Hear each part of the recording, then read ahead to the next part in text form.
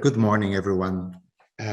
Welcome to the session 1 of this beautiful journey through the Book of Nâm. It's a great pleasure to be with you here today. Before starting, we need to have a word of deep, profound gratitude to Yoginâm, who has been so patiently, so wisely channeling this primordial voice of Nâm thinking, enabling for many of us to contact with that transcendence voice, somehow forgotten in our daily human living, to become more apparent in our actions, in our doings. This is a journey that we intend to do together. We'll be under the very competent hands of León. Good morning, León. Good morning, Mario. Nice. Welcome, my friend. And Hubertus. Good morning, Hubertus. Good morning, Mario, and everybody. Welcome, welcome. So both León and Hubertus are privileged beings because they've been under the light of Yoginâm for, let's say, some years now. And hopefully their insights and realizations around the work of Yoginâm will be a bit of a lighthouse for us as we go through this series. It is important to outline that this is not a journey of ultimate truths or unchangeable paradigms in which some type of secret wisdom or a magic set of tools will be revealed that can then just solve all our problems in our lives and all the insights will be revealed. It's rather a personal journey in a way. Each of you are important. Each of you will have the possibility to affirm the task of living deeply grounded with a sense of what is. And this will be exploring during the series. We'll have some reference points, obviously, some clues provided by the Book of Nâm in a rather open way, in which obviously you are also important and will like also to listen and interact with you. So since I'm moderating this, I should respect my time and I hope I'm doing it so far. So let's pass the word to León. León will give us a first introduction on Yoginâm and the Red Threads, chapter 1 of Book of Nâm. León, the floor is yours. Okay, thank you, Mario, and good morning again, everybody. Very happy to be here. And so I will focus on a brief introduction of the work of Yoginâm and to focus in on some of the key concepts of chapter 1, the red thread of the Book of Nâm. In fact, in an episode that we did before and that has also been published, I also gave an introduction to Yoginâm, more also his life, the developments in his life that led to his work and taking on his task. I would refer to that video for that part here. I would like to go straight to what is his mission, let's say, what is his task in life as he has embraced it.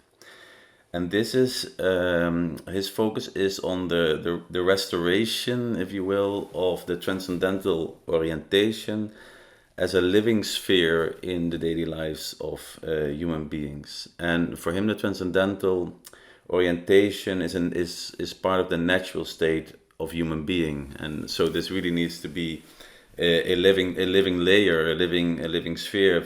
And so when you are deprived of that, there's a risk of your humanity becoming set adrift. And he refers to a primordial, a voice running from primordial times, running along and never leaving the evolution of human thinking. And this he calls the red thread. And indeed, it's like a central pole in the whole course of the constant change of human evolution. And like Mario already said, it's not like an ancient truth. It is not like a secret wisdom hidden deep from inside that now is coming back to life. It refers to an ultimate and an essence that life originates in and is sustained by. And when we say originates, we do not mean that so much historically, but more in the birth of each moment. This red thread comes to expression. So this restoration of the transcendental orientation, Yoginâm does not by bringing back, revitalizing, let's say, myths from the past or from other traditions. He brings a form to foster this transcendental orientation very much focused on the lives in the context of contemporary, let's say, Western, often secular societies. When I say Western, I do not mean so much the geographical sense, but more in the sense of the cultural space. And so Yoginâm is responding to how people living in these times are accustomed to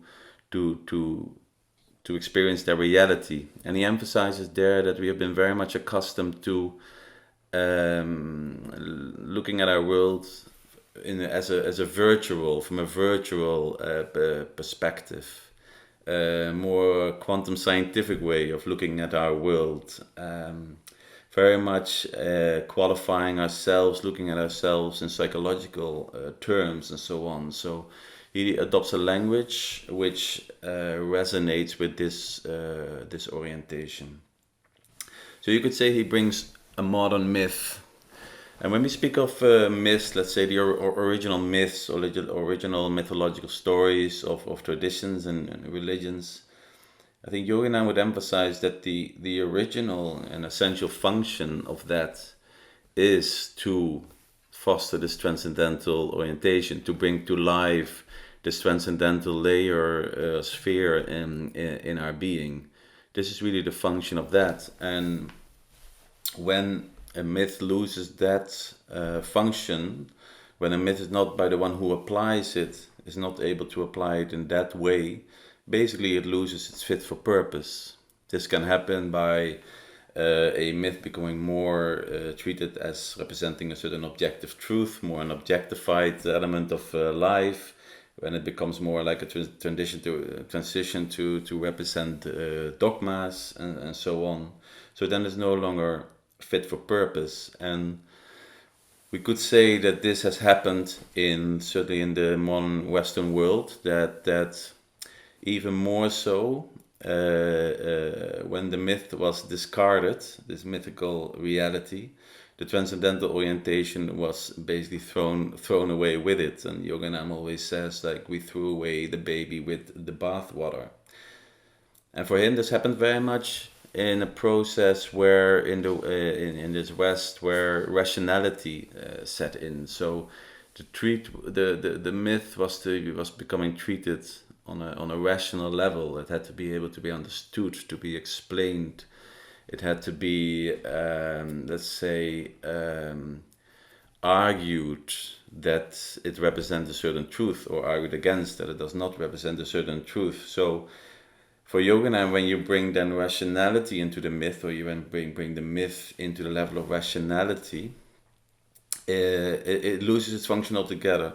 So he sees the human being as existing of consciousness, which is the sphere of the sphere of experience, with lots of dimensions of experience, which we will get into later episodes as well, and awareness. And awareness is beyond consciousness, and awareness is this sphere of transcendence that is part of the human being. So when you bring the myth to a rationality, you don't only bring it from awareness to consciousness, but even in consciousness, you limit it to a very specific level. So the myth speaks a language that means to trigger this awareness. And this is what Yoginâm is attempting to do. Opening to this transcendence, to transcendental living, is a very is something which takes place on all levels of your being. So all levels of your being need to be involved in the process. And so let's say the framework which Yoginâm brings, framework for lack of better concepts, I guess, is very comprehensive. It's very quite sophisticated. It's very refined, very multi-layered, and it is really very much like a movement in the sense of an ongoing transformation in experience. It is in life and it is living. And so it is a way of living, but it is also a way of thinking. And it's not so much, of course, not at all, in fact, about what to think, but it is very much about how to think, how to work with your perception, because in this orientation and transcendental living involves very much a managing your perception. And Yoginâm sees it as that language determines how we think, as some philosophers have also said, and thus also how you experience. So the language that you use is actually very, very important. It's very significant in how you can further then open your experience and manage your experience. So obviously this is a vocabulary, not so much as a list of words, a list of concepts, but they are tools and they are skillful means to deal with your perception, to open to the sphere of awareness. Now, Yoginâm's work is of course much wider than his writings, as many people know, but in this series we will obviously focus on that part of his work. And he has been writing since back in the 90s, and the body of work that he just produced is really a wealth. It's very rich and very extensive, and a lot of books have been published over the years. And in all the books he represents basically again a different type of tool. Kind of he emphasizes a different layer, approaches this way of life from a different angle. And because there are so many aspects to it, there's a lot of aspects to emphasize, to show. So every book is like a new torchlight to highlight another aspect of what this living involves. And the Book of Nâm is his latest book, and probably it is the book that consolidates really all the vocabulary. Everything comes there together. So I would like to then move to the Book of Nâm and then to chapter 1, the red thread, just to highlight a few of the key concepts that are in this chapter.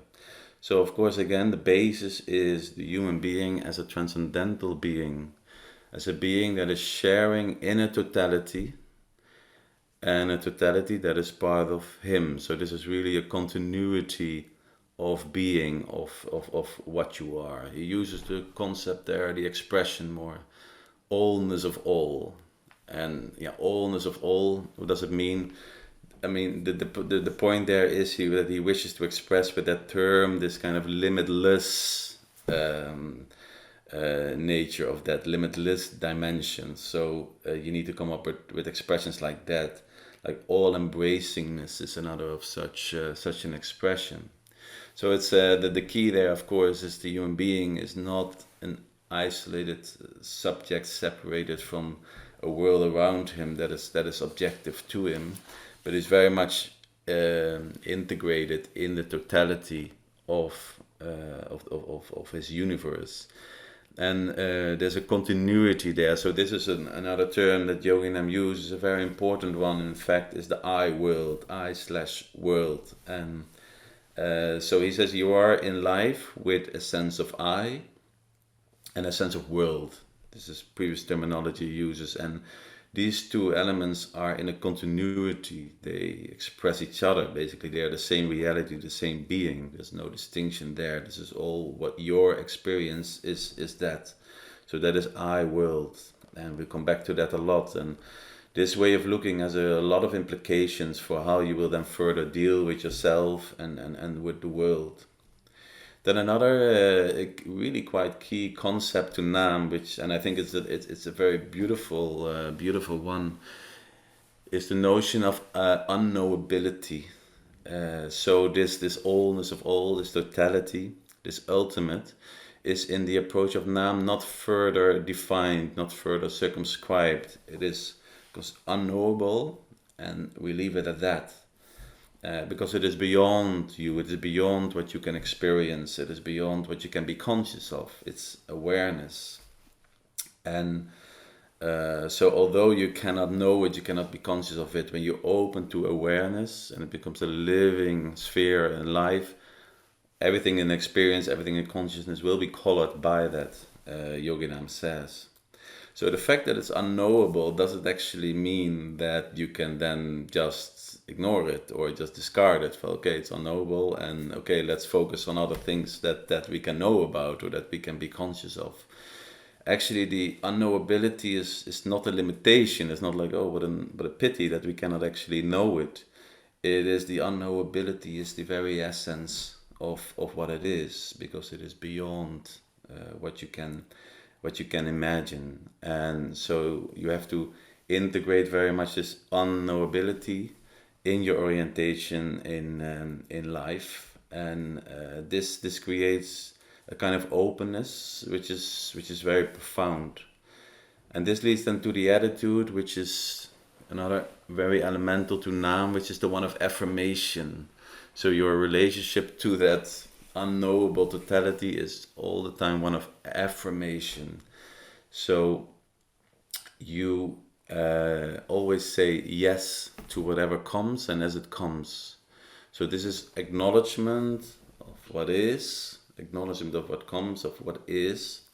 And actually that state of mind, which evolves from this type of affirmation and acknowledgement of what is a very peaceful state. So it makes you very peaceful towards yourself and towards your world. So Yoginâm speaks of the peaceful acknowledgement of what is. And this type of disorientation, this type of attitude creates a very strong sense of certainty, not in the sense of confidence, but in the sense of trust, which comes from trust. And this also is very much a source of guidance, and we will come to that too. So this represents an ultimate ideal in life. Yoginâm speaks of an ultimate ideal, which he considers to be a psychological necessity, to have an ultimate ideal in life to orient to. That real meaning can only find its source in an ultimate ideal. And an ultimate ideal, he emphasizes very much, cannot be a truth, because a truth can never be ultimate. So it is transcendental, and this is very much the key. So I would just mention a few more elements that come from this that Yoginâm also mentions in the first chapter, but there are aspects that really will come back much more in further episodes on other chapters. So another skillful means that this leads to is a life of ethics and attitude and behavior, which are very much key to how you create your experience, your life. And ethics, and actually in this orientation of peaceful acknowledgement of what is, the ethics become actually very natural. So it is not an ethics in the sense of morality, of a moral consciousness or something like that. It is what Yoginâm calls a resonance. So it is the ethics of the resonance ethics. And resonance in the sense of it is the kind of your energetic environment in which you are, your ambiance that you create by your ethics, by your attitude, which is one of resonance. This is linked to ethics of cause and consequence. So this is also very elaborate, but it comes down to the fact that you are in what you are right now a consequence of a cause, but you are also the cause. And so if you don't like the consequence, you have to not go back to the cause back, which may have created the consequence. No, right here and now, you have to become a different cause, and then you create a different consequence. Another aspect this is linked to is attunement. So Yoginâm emphasizes that they have an attitude of attunement in daily living to, let's say, the natural course living takes, to the natural course of things. And this attunement is an attitude of opening, of listening to the circumstance of life, and actually very much of approaching life in an harmony with the flow that life is taking. So this is attunement, which is also a very important orientation, of course. And when there is attunement, there is an alternative, which Yoginâm calls discordance, living life in discordance with the natural course of things, a natural course, natural flow that life takes. And obviously, discordance creates lots of complications in life. So the attunement is way more beneficial. Discordance is linked to what Yoginâm calls the state of illusion. So the state of illusion is really that state where you consider yourself and experience yourself as this separated subject, this separated entity, which is distinguished from the world around you. And this is the state of illusion, and it is the task of life to overcome that state. So the state of illusion is a natural state in the sense that you are born in that state of illusion, but then it's the task to transform in living, through living, and to transcend the state of illusion and come to this natural state of attunement and of affirmation, of realization, of living in awareness, of living in transcendence. So this Yoginâm calls finally this state of maturity. So you have a spiritual state of spiritual infancy, and the task of life is to transform in living so that your life becomes a state of spiritual maturity. And this is for Yoginâm the task of life for every human being, and this is what we try to accomplish. And this is what Nam is about, and this is what Yoginâm brings.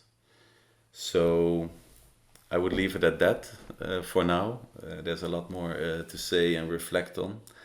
I hope that was useful, and I'll give it back to Mário. Thank you. Thank you, León. Thank you so much for this so deep introduction. Yes, I was listening to you from the heart, and it's like a recall comes from these basic principles of recentering us in the task of living, and that is just amazing. Perhaps now I could use this moment and invite you to join in some selected expressions from the Book of Nâm, and just for a while stay there and integrate it in your being.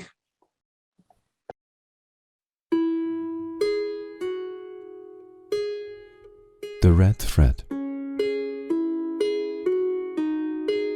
From the perspective of human imagination, the red thread can be formulated as everything that is witnessed and can possibly be imagined is integrally in and of an infinite and therefore unknowable all-embracingness of which nothing is or can be excluded. In this allness of all life forms, animate and inanimate, terrestrial and extraterrestrial, knowable and unknowable, share equally in the all-embracingness.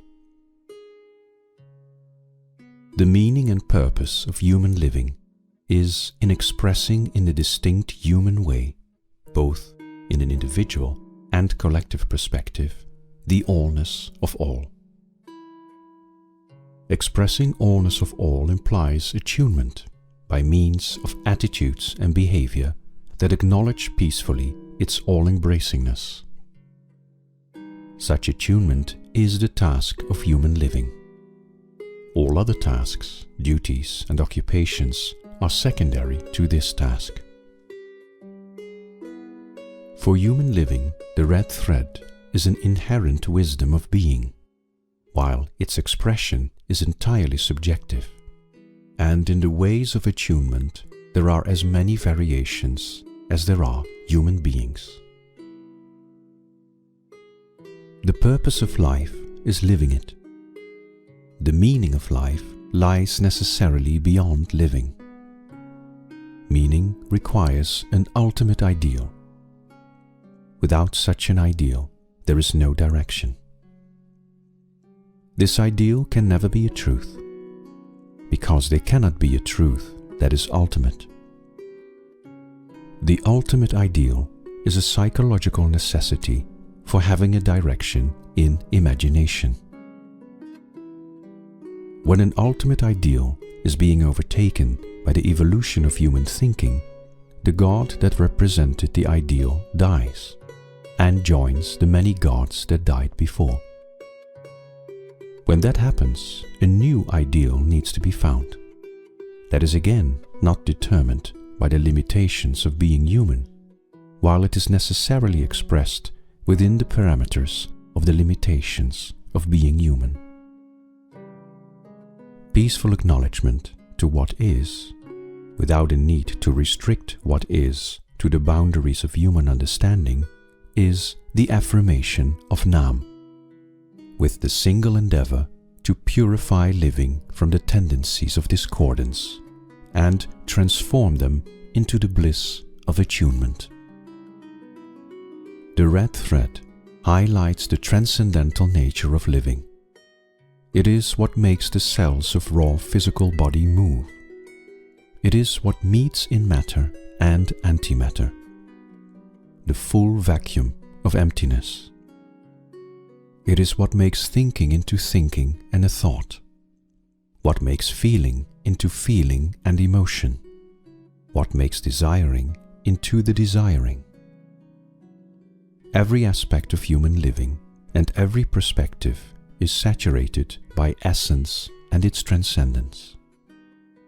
All the dimensions of the transcendental human living are expressing the sharing in allness of all. This sharing is their purpose and their meaning, while the conscious endeavor to reach optimal attuning is the purpose of I-World. Its living and its phenomena is the raw material that is to be brought into a state of attunement.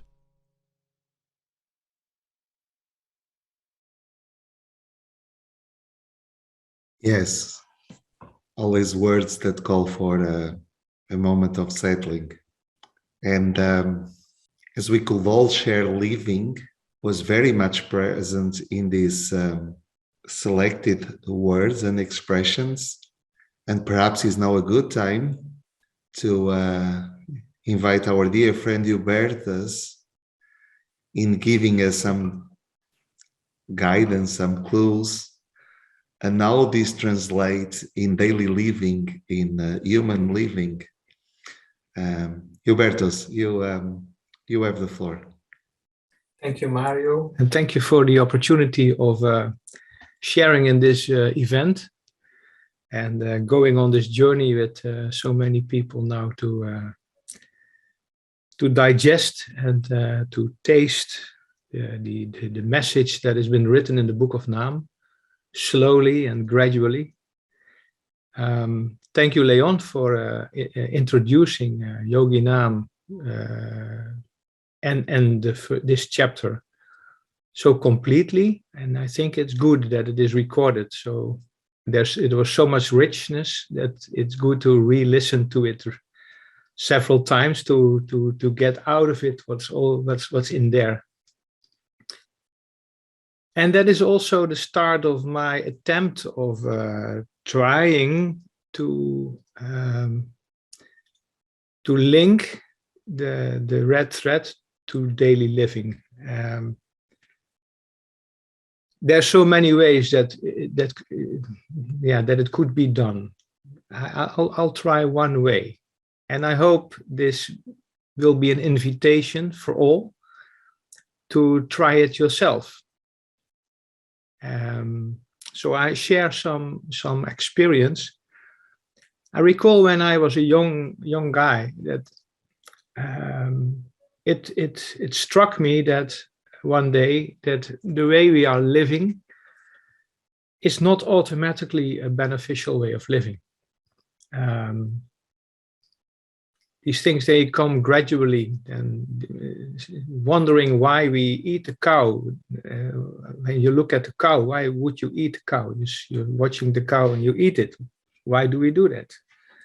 And when I had a bag of crisps, I sometimes threw away the bag of crisps and I just turned around and walked on. And when somebody said something about it, I became angry because I was young and I thought, these people are difficult people. Why are they bothering me? You know, if you mind me throwing the bag on the floor, just clean it away yourself.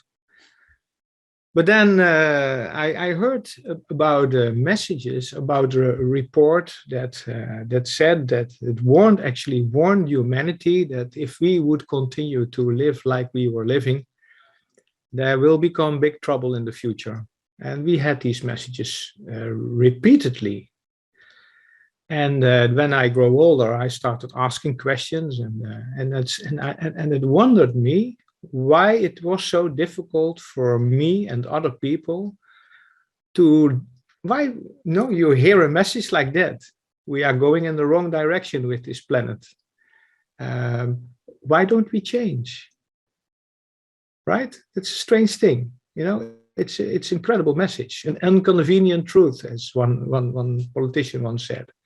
And then you hear this inconvenient truth, and you see yourself continuing polluting the planet and polluting your own body. You know, everybody knows that we have habits that are not really beneficial, but we keep on doing it.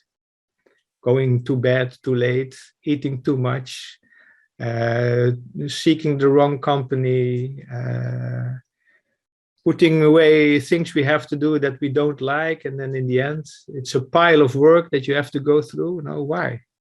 So then I started realizing later on that we were not able to change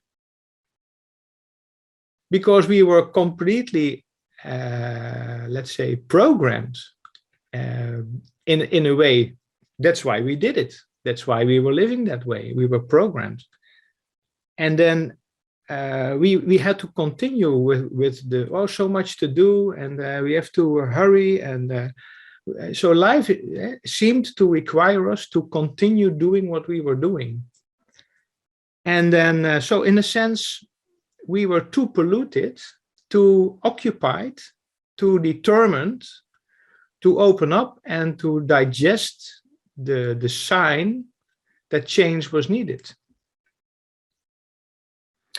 And I wondered why. Why is it so difficult for us to change? Why is it so difficult for us to just pick up something like that and go out, and like in the movies sometimes happen, and change everything with a good faith and a whole lot of love, and everybody happy, right? So I want to introduce, in the environmental debate, there are 5 arguments to change. Why would we change? Why would we treat the planet that we are part of differently? And the first argument is an anthropocentric argument, because it's better for us, you know. But it doesn't work. You know, it's better not to eat chocolate too much and sugar, but we still do it. So this argument can be, let's say, a little bit strong sometimes for the moment, but when it fits us better, it's also good for us to do something different, right? It's convenient, makes us feel good. So the anthropocentric argument is a very weak argument for change. So then somebody says, yes, okay, but let's not think about ourselves only. Let's also think about our children, no? That's the argument of next generations. We have to change for the next generations. But not everybody has children. And okay, it's good, I have children, but sometimes I forget that there is something more than myself. So then I see myself things doing, and this next generation, maybe they will solve the problem. You know, we cannot change anymore. Next generation, yeah, it's a stronger argument, but still, it isn't. Actually, it is still what I think is important, and that's flimsy. It can change every moment because it has to do with my preferences, you know. So sometimes I feel good when I think about next generations, and then the other time I don't feel good because it's not in my interest to do so. Okay, so is there a stronger argument? Yes, there is a stronger argument, you know. It's the argument that the Buddhists use. You shouldn't make life suffer, you know. You don't want to suffer. So you know that an animal doesn't like to suffer, or a plant. Maybe if a plant has consciousness or something like that, you know, don't make suffering to what can suffer. Okay, wow, that's a nice ideal. So I can imagine that it's not nice to suffer, so I have to prevent the suffering. But then my preference come back. I forget that there are consequences of my actions. I cannot see these consequences directly. You know, these consequences, they crawl in very slowly. And after many years, I start seeing consequences of my behavior. You know, when I do some things, 3 years later, my daughter starts saying things or doing things. And then I recall, oh, I was the example, but it takes so much time. So it's difficult for us to keep it tangible, alive. So there's another argument. Nature has a value of itself. Okay, so now we enter the more ethical dimension, and we think, okay, so life, nature has a value of itself. So we should find it important. But still, the weakness of it is that I find it important. And sometimes I don't. So how can I build a new life upon something that is so changing, so how do you call this? Uncertain. Now I like this, next moment I like that. But there is another argument, and this argument is growing stronger nowadays. And that's an argument that has nothing to do with my position or my opinion or my values. And that is a kind of a realization. And this argument is called the deep ecology of argument. It is the insight that we are not a part of nature, or a part of nature, but nature is us. And not just us, nature is everything. That's everything is an ecological system. And it's not important that I am a human being in that system. I can really understand that this totality is what makes everything alive.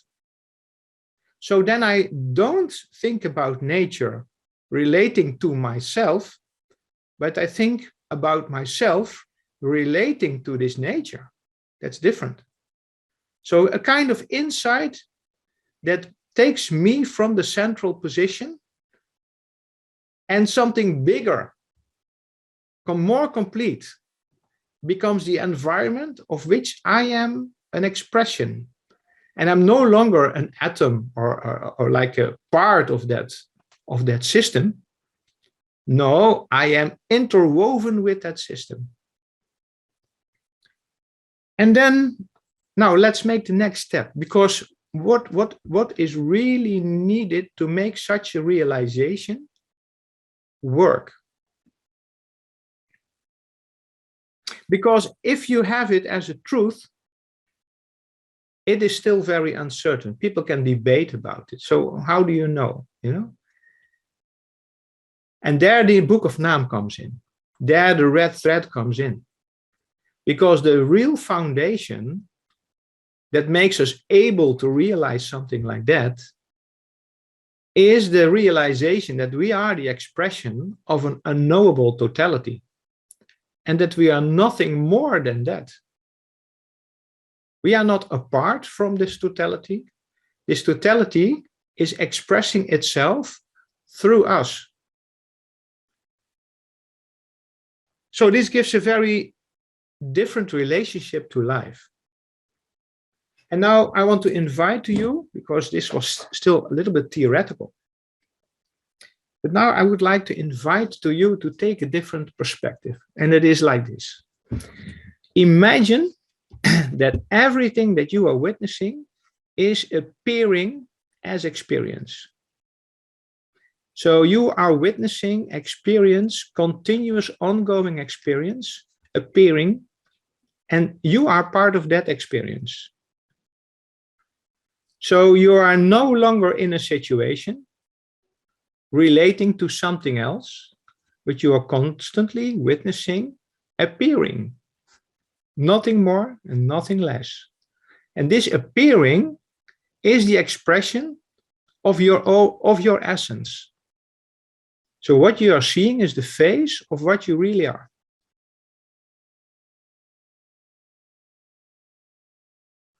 So just we heard about the red thread. And the red thread says that everything that you witness is of an infinite and unknowable totality. So what you're watching now, what you're witnessing now at this moment is totality expressing itself. And we don't understand that. But we are it. And there the red thread becomes really concrete and also very abstract. So what is necessary for us is to allow ourselves to let that filter through. Allow the red thread to become meaningful for us. That means that you have to take the time to regularly remember that the allness of all is expressing itself every moment of your experience. And you are just witnessing this expression. And you just cannot say, now I understand it, because it's unknowable. You have to allow yourself to let it express, and you have to allow yourself to grow a different eye with which you are seeing what is happening in experience. So, concretely, what are you most of the time contemplating on or meditating on? Most of the time, you are contemplating or meditating on what you think you are. Everything that is happening in experience, you relate to what you think you are. Yourself. That's a choice. Because what you think you are is just a momentary expression of your conscious representation of what you are. Just an abstract. It's a small thing. It's not this totality. So I relate everything that is happening to me, how my wife thinks about me, how my employer thinks about me, what I'm going to eat next moment. I is the central pole of my existence. I'm constantly thinking about a very small abstract identity that I have been creating through my life, and I take that as the central pole. Like water that starts to become colder, then it starts to freeze, and then ice particles come into existence. I identify myself with this relatively atomic thing, and I relate everything to it. So if you do that, life will become accordingly, because the way you reflect upon experience shapes experience. The red thread is a skillful means. It's not a truth. It's a skillful means to replace that small, already frozen particle and put in it the question mark that is the door to all the possibilities that you are. All the expressions that can shape itself in your experience.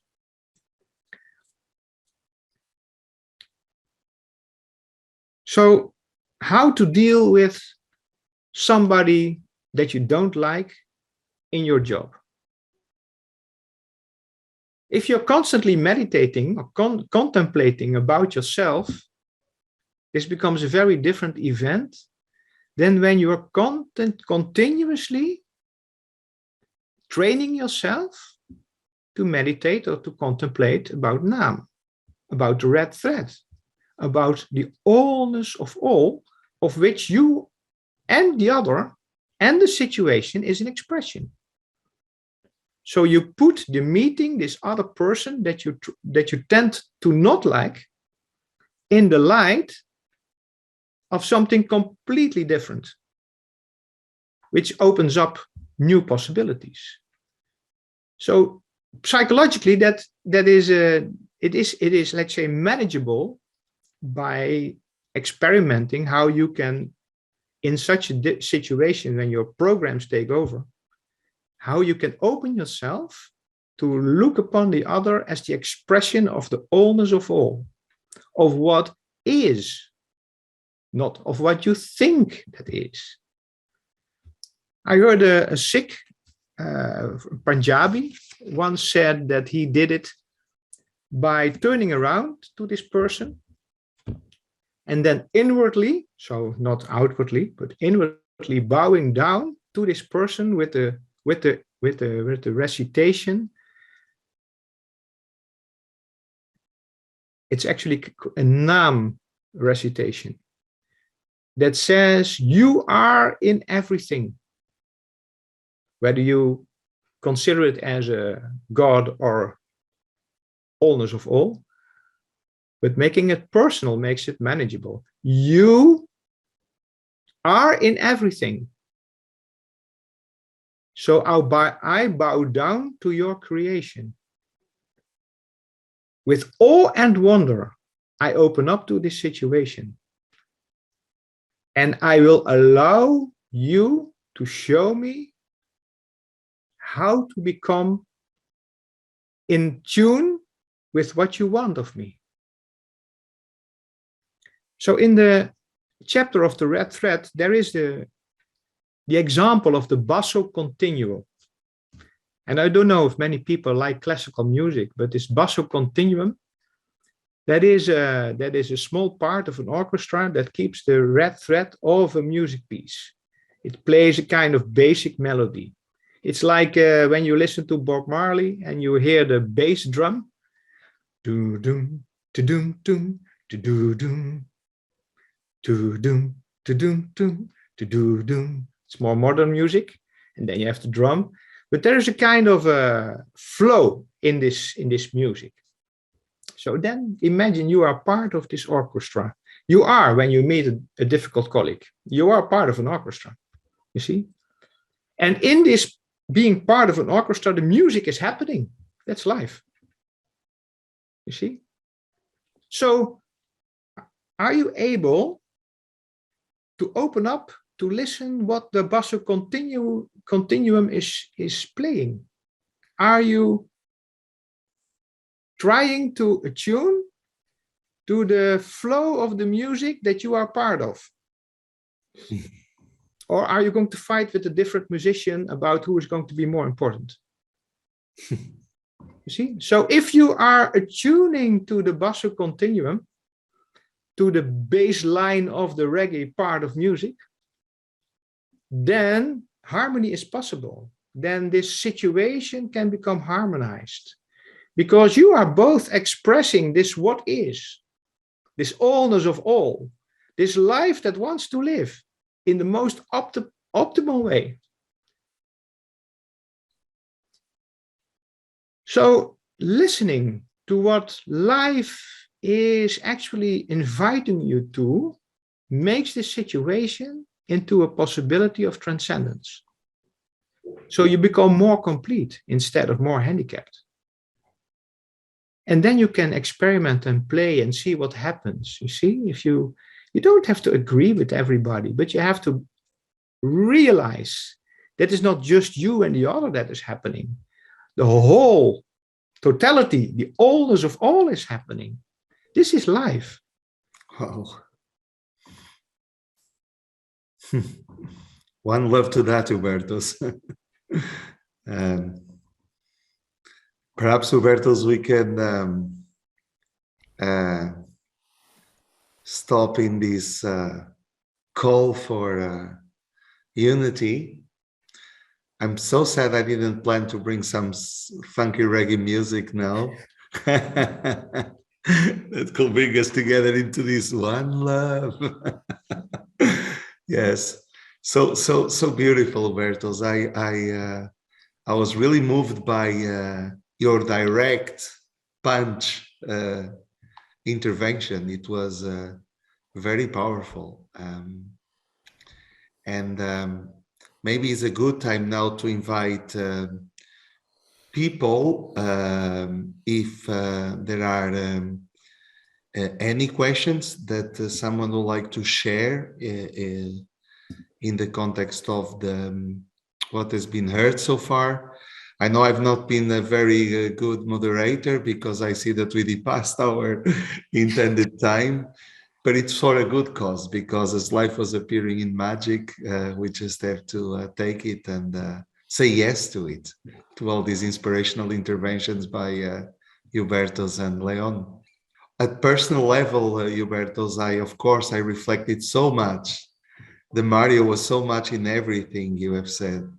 That Mário that joined this world and realizes it under a dualistic experience in the night and day, spring and autumn, cold and hot, this dualism that is perceived in this illusion, and that at times touches upon that oneness, that binding element that is just there, and remembers it, yes?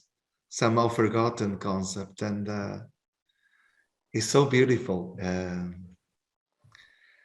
And perhaps another just quick sharing when you mentioned about the nature. So needed that call for action, that call for responsibility and unity in these days of non-dissociation. Once I was walking with Yoginâm in Níjar, and we end up by talking about Spinoza, which an author of Portuguese origin as well. And at some stage we're talking about nature, and Yoginâm mentioned, yes, the nature, and people associate Spinoza to the nature, but it's not only that, it's the nature of the nature. And that I thought was, wow, one of these, one of those moments that you have that deep insight.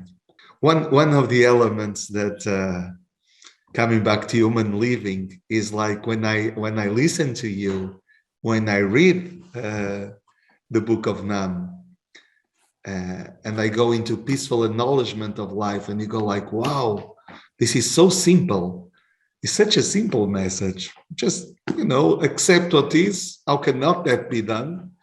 Just acknowledge it peacefully, So everything looks very simple and straightforward, but then is not so easy to do. It's actually extremely difficult to do it in daily life. So I was wondering how you see that that perhaps, let's say, conflict of something that is very simple, straight, easy to understand, and yet so difficult to implement in daily life as peaceful acknowledgement of life situations.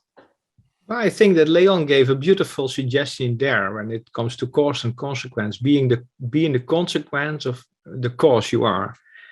And then when you want to transcend the determined consequence, you should not react to the things that come from the past, but to create a strong intent to being a more beneficial cause.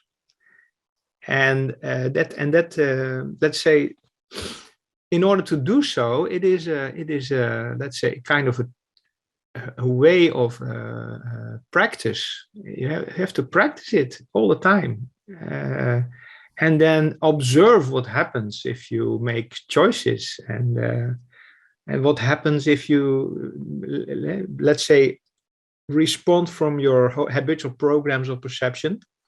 You keep on repeating the same consequences. But the Nam thinking provides for tools to get a kind of a short break from this being programmed.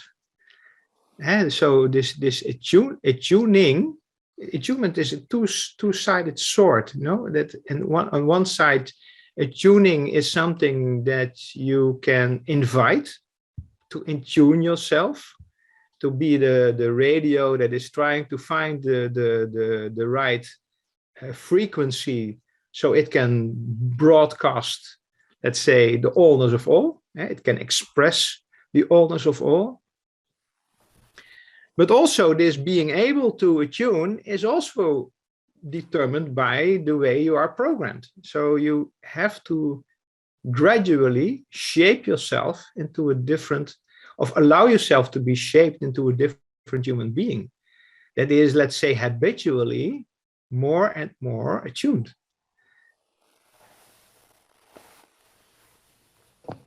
Thank you, Hubertus. Leon, maybe you want to come in with some remarks in this context? Well, I think there's also a certain kind of longing involved there. Let's say it's not a just a method or a methodology with which you look at life. So if you have the allness of all in which you are sharing, which is unknowable, what we know, and I think this is what Hubertus touched upon, it becomes expressed in every circumstance of daily life. So some traditions have this beautiful concept of referring to that as the beloved. No, that's also a kind of a metaphor which very speaks to it. And so you are not fully in realization of that. You can acknowledge that, because you cannot know that full realization.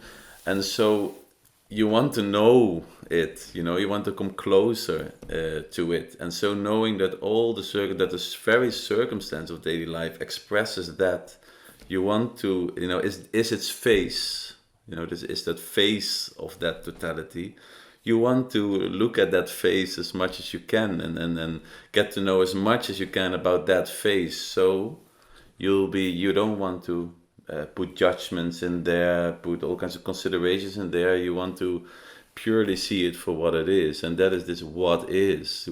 So you acknowledge what is, and I think it's not like, okay, you acknowledge what is, and now try to do that peacefully. It's not that. It is acknowledgement of what is creates this peace, a certain peacefulness, because you are looking at it as it is. So I think this is opening so it's like that. So you can deal with another person, think that's just another person, and I like the person or not, and well, whatever that is, or you know that person is expressing that allness of all in again a unique way as it comes to expression in that person. So then you're no longer relating to that person, you're relating to allness of all Yes. coming to expression in your world. And I think that is what that from which follows all this attitude and this openness. I had to think in Hubertus's very very strong story about also what Yoginâm refers to as the secret garden. So you have to realize that with everything you do in your course of living, every thought, every act, every emotion, every intent, you are creating your secret garden. And secret, you don't really know where it is, but that is the garden which you are creating in living and beyond living and post living, as Yoginâm calls it. So this dealing with your environment, with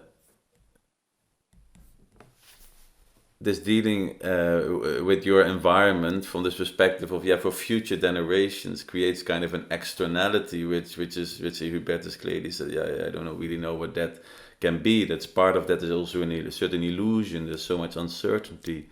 But when you deal with your environment, you know that is very much that secret garden that you are creating, that is directly you. What you are doing is not an effect on future generations, it's directly affecting your world, your inner life, your secret garden.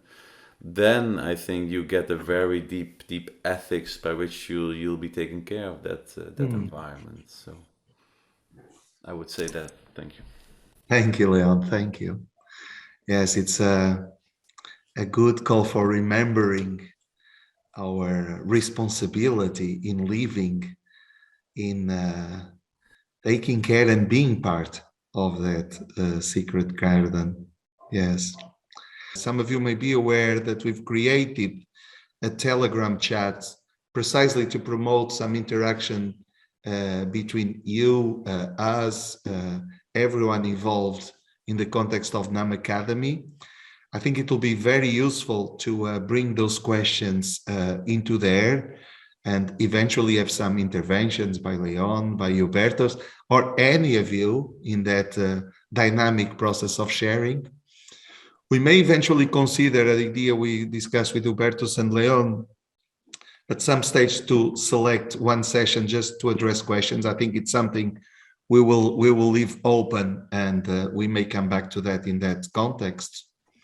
And our idea will be that on the first Sunday of every month, we'll continue this journey with you through the different chapters of the Book of Nâm. You'll have all information around these activities through the normal mailings we do through the Nâm Academy. So it's important, if you have not done it yet, we'll really welcome you to register into the Nâm Academy mailing list.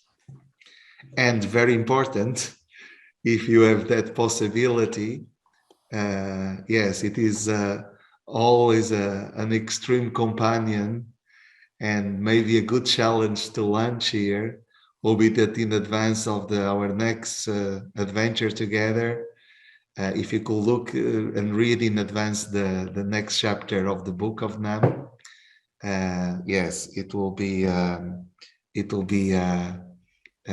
I think very valuable and very enriching, positioning us in more attuned to the way we're going to run these sessions. Next chapter is on Nâm thinking, so it's a rather crucial one in this respect. So thank you very much, everyone. I wish you a lovely Sunday, and I'll see you, if not before, in about 1 month at the first Sunday of May. Thank you. Bye-bye.